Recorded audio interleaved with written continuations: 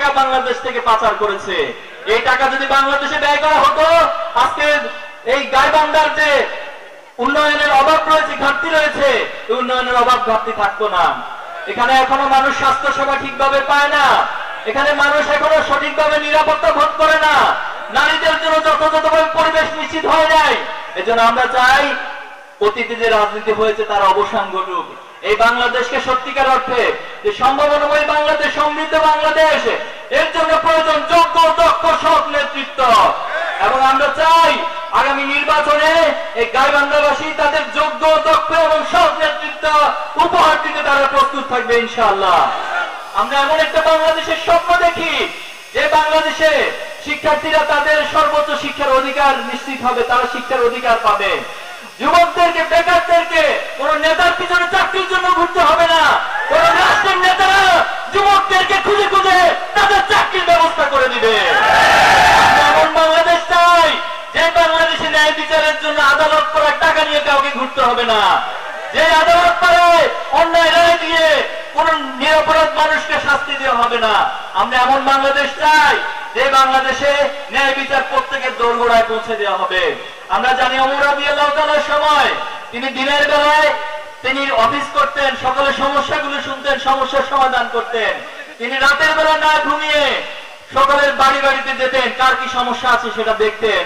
আমরা এমন নেতৃত্ব বাংলাদেশে দেখতে চাই। আমরা চাই সকলের অধিকারগুলোর জন্য কারণ নেতার পিছনে কাউকে ঘুরতে হবে না, বরং সকলের অধিকার তার দোরগোড়ায়, তার ঘরে ঘরে পৌঁছে যাবে। আমরা বিশ্বাস করি এই গাইবান্ধাতে যারা এখানে উপস্থিত আছেন, 5টি আসন, এই 5টি আসনে আগামী দিনে আপনারা ন্যায় ইনসাফ প্রতিষ্ঠার জন্য, এই সৎ, যোগ্য, দক্ষ প্রার্থীদেরকে বিজয়ী করার জন্য, বাংলাদেশের একটা আমূল পরিবর্তনের জন্য আপনারা সবাই সংঘবদ্ধভাবে কাজ করতে প্রস্তুত আছেন ইনশাআল্লাহ। ইনশাআল্লাহ আমরা পৃথিবীবাসীকে দেখিয়ে দিতে চাই ছাত্র যুবকরা যেখানে একত্রিত হয়েছে, বাংলাদেশের মাসুমরা যেখানে একত্রিত হয়েছে, সেখানে ন্যায় ইনসাফের বিজয় হয়েছে। আমরা বিশ্বাস করি সেই কাঙ্ক্ষিত বিজয়ের দিকে বাংলাদেশ ধাবিত হচ্ছে এবং বাংলাদেশের একটি কাঙ্ক্ষিত পরিবর্তন ইতিমধ্যে সম্পন্ন হয়েছে।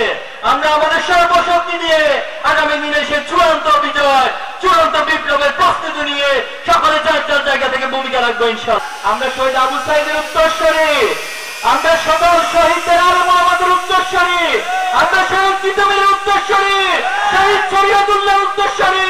এজন্য আমরা কখনো কারো কাছে, কোনো অন্যায়ের কাছে, কোনো ফ্যাসিবাদী রাজনীতির কাছে মাথা নত করবো না। আমরা চাই বাংলাদেশে একটি উদার রাজনৈতিক প্রচলন ঘটুক, কাদা ছড়াছড়ি রাজনীতি বাংলাদেশ থেকে বন্ধ হোক। আমরা চাই পরস্পর সম্মান, শ্রদ্ধার ভিত্তিতে বাংলাদেশে নতুন আকাঙ্ক্ষার যে রাজনীতি, ছাত্র জনতার আকাঙ্ক্ষার রাজনীতি, শহীদদের আকাঙ্ক্ষার রাজনীতি প্রতিষ্ঠিত হোক। আমরা কোন হত্যার রাজনীতি আর চাই না, আমরা কোন চাঁদাবাজির রাজনীতি চাই না, কোন টেন্ডারবাজির রাজনীতি চাই না, দখলদারিত্বের কোন রাজনীতি বাংলাদেশে আমরা চাই না। এই বাংলাদেশ অপার সম্ভাবনাময় বাংলাদেশ। এই বাংলাদেশে যে যুব সমাজ রয়েছে, যে ছাত্র সমাজ রয়েছে, যে মেধাবী শিক্ষার্থীরা রয়েছে, যদি এদেরকে যথাযথভাবে জনসম্পদে পরিণত করা যায়, বাংলাদেশ পৃথিবীর বুকে সম্মানের সাথে একটি উন্নত রাষ্ট্রে পরিণত করা সম্ভব। আমাদের বাংলাদেশে সম্পদের কোনো অভাব নেই, আমাদের বাংলাদেশে প্রাকৃতিক সম্পদের অভাব নেই। এখানে পৃথিবীর সর্বোচ্চ যে সি বিচ কক্সবাজার বাংলাদেশে রয়েছে, পৃথিবীর সর্ববৃহৎ ম্যানগ্রোভ ফরেস্ট সুন্দরবন বাংলাদেশে রয়েছে। আমাদের দেশের বঙ্গোপসাগরে ব্লু ইকোনমির মধ্য দিয়ে বিশাল সম্পদ আল্লাহ তাআলা দিয়ে রেখেছেন। যে নদী মাতৃকতার মধ্য দিয়ে বাংলাদেশ গড়ে উঠেছে, পুরো বাংলাদেশকে একটি পর্যটন শিল্পের রাষ্ট্র হিসেবে পরিণত করা সম্ভব।